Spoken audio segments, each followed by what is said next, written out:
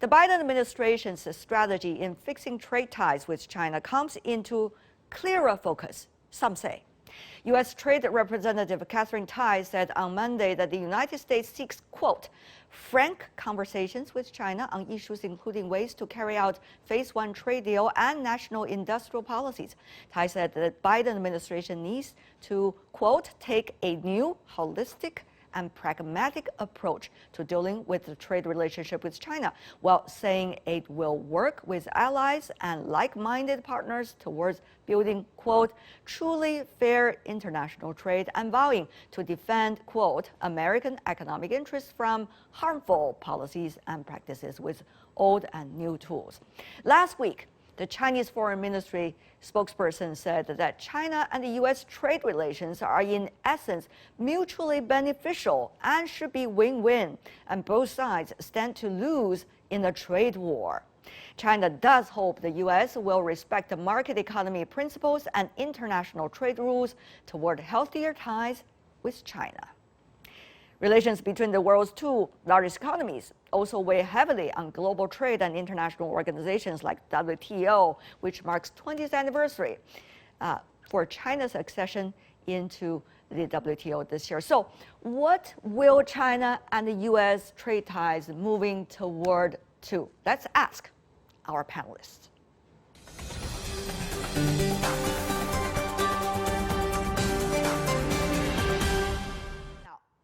For more on China-U.S. trade relations, joining us in Washington, D.C., Jeffrey Shaw. Good to see you, sir. Long time no see. A senior fellow at the Peterson Institute for International Economics. In Beijing, Liu Baocheng with us in the studio, Dean from the Center for International Business Ethics from University of International Business and Economics. Good to see you as well, Professor Liu. Let me start by directly asking Mr. Shaw, what messages do you think the trade rep carried during her speech? How would you interpret all these new phrases, for example, recoupling? Well, I think there is a concern that the situation not get any worse. But it is very difficult to unravel some of the problems that festered during the Trump administration. And so I think essentially what Ambassador Tai is going to be saying is, this is where we stand. This is what we need to do. But we know that the road to get there is going to be very difficult, but let's start talking. Zigzagging road, let's start talking. That's not a bad idea, isn't it, Mr. Schott? Let's get starting talking too, Professor Liu. What's your take of all these new phrases? How is China assessing the latest messages?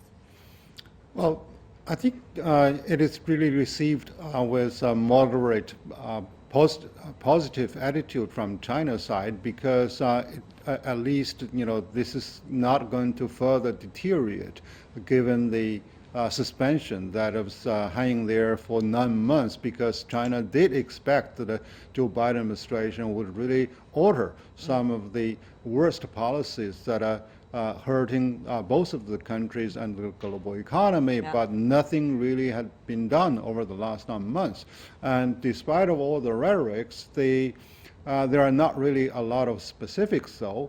And the fact that China has gained more confidence over the past 2 more years, because the interdependence is there. There has never been decoupling, due to the it's not really in compliance with what the politician would say. The fact, and also the consumers and business people would would disallow the the decouple itself. So therefore, recoupling is expressing the intention from the political side, but decouple never happened in actuality. Interesting. So you think the politicians are trying to at least come up with a more accurate word for the reality? That's right. All right, then. Let's go to Mr. Shaw. Talk about Phase 1. China-U.S. trade deal. There were a lot of explanations in the U.S. trade rep's speech about what U.S. has in hand. If China doesn't do so, what would be the punishment? And what stakes does the U.S. have in hand as well toward China? But overall speaking, how do you see the nature of this phase one trade deal between China and the United States. At this point, there are a lot of circumstances that are changing. So what does it take to implement? Well, the phase one deal was accepted by both sides for different reasons, but I think the expectations on both sides was that it was destined to fail. And there was no way to accomplish the goals that both sides had in the deal, but it was a way to avoid a deterioration in further deterioration in the trading relationship, because it would take a while to get the data to see how much trade was being increased and whether any policies of the Chinese government were being revised. Clearly, the achievements are below the inflated targets that were set in the agreement that were agreed by both sides. And so one has to accept that there's going to be complaints that the deal has not been lived up to. The deal was to be accomplished at the end of the year. Professor Liu, same question to you. First of all, circumstances have been changing since the deal was struck. Secondly, how do we expect from now until the end of the year, how much politics and geopolitics will pave the way for the accomplishing the goals of the deal? Well, I think it's very realistic that the USTR, either they haven't done a very thorough review with regard to the figures, or simply they do not really pay a great attention to the specific figures because there are so many reasons that deter the full implementation of this agreement in terms of the quantity. However, we do see that there is going to be more talks and from the U.S. side, but from the Chinese side, there could be really different agenda. China would really like to use, actually, Katherine Tai's word, a holistic approach to address not only the trade issues, but many other issues in a basket, because, you know, relationship will not really dance on a single leg. Before we talk about, cooperation in climate change, and that was already an occasion for China to express its attitude.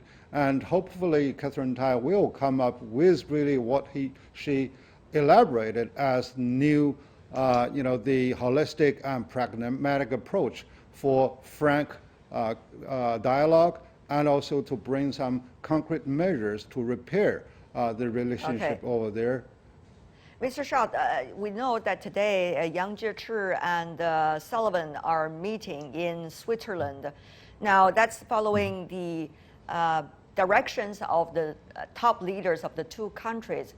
How much do you see politics is likely to be evolving? Almost the same question to you, so that it will pave the way for businesses to happen on a better path, shall we put it that way? Well, I think there are political constraints on both sides, but the one opening and where there's an immediate need for the two presidents to work more closely together, and therefore to prepare for a meeting for them to work together, is in the area of climate change. And this is an area where it's in the interest of both the United States and China to cooperate with each other and to help lead global efforts at decarbonization. And it means that some of the trade issues that continue to vex bilateral commercial relations are going to continue. Some of the problems are going to continue.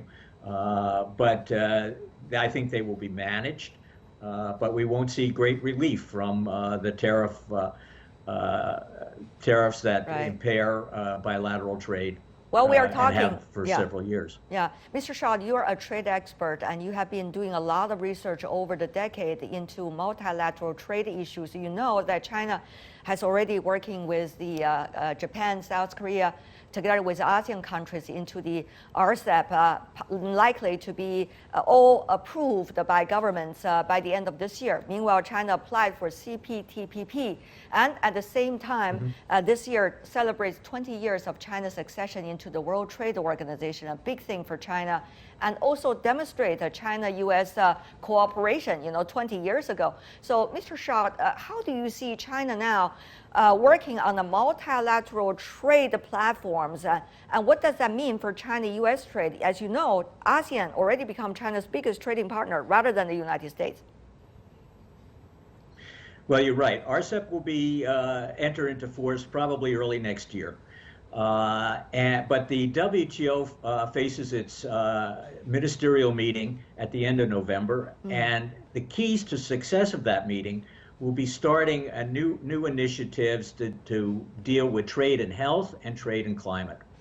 And this is really ready-made for improved U.S.-China cooperation, where both sides can take a leadership role to co-responsible stakeholders, if you can, to coin a phrase, and lead the WTO forward.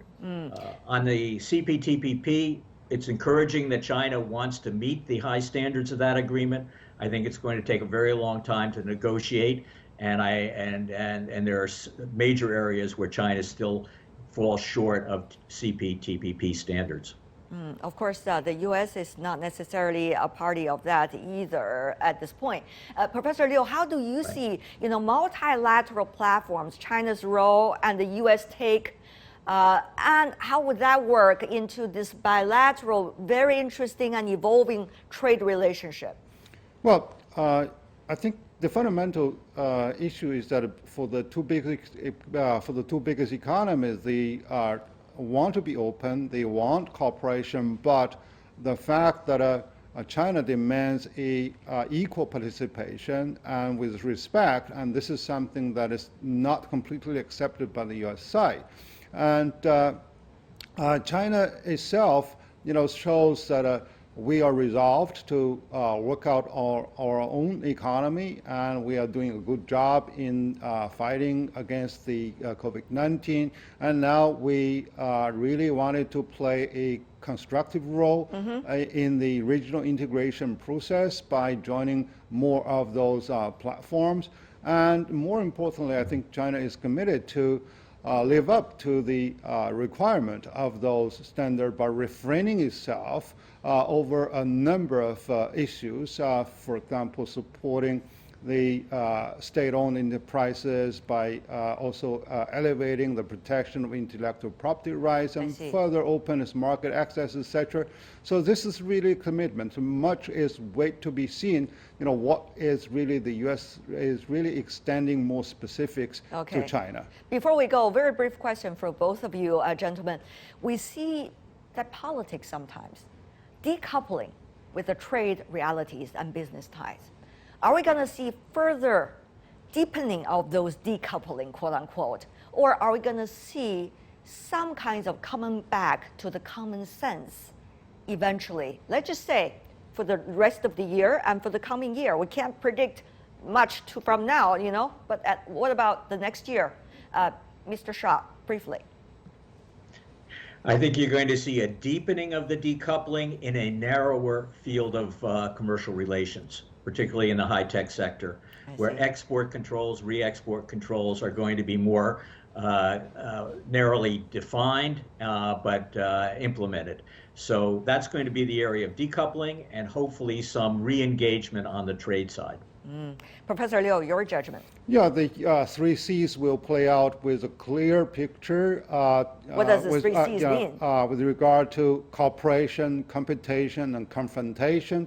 And hopefully the confrontational side can be really narrowed, and only by working together we can really prevent the confrontation. And actually many of those purportedly confrontation actually come from the myopia of many of those politicians. I hope this is really a good learning process. All right. Thank you so much, Jeffrey Shaw, Liu Baozheng. I'm so happy to have both of you once again, at least in one panel. The two sides are talking to one another. At least the trade experts are. They better learn. Thank you so much. Really appreciate that.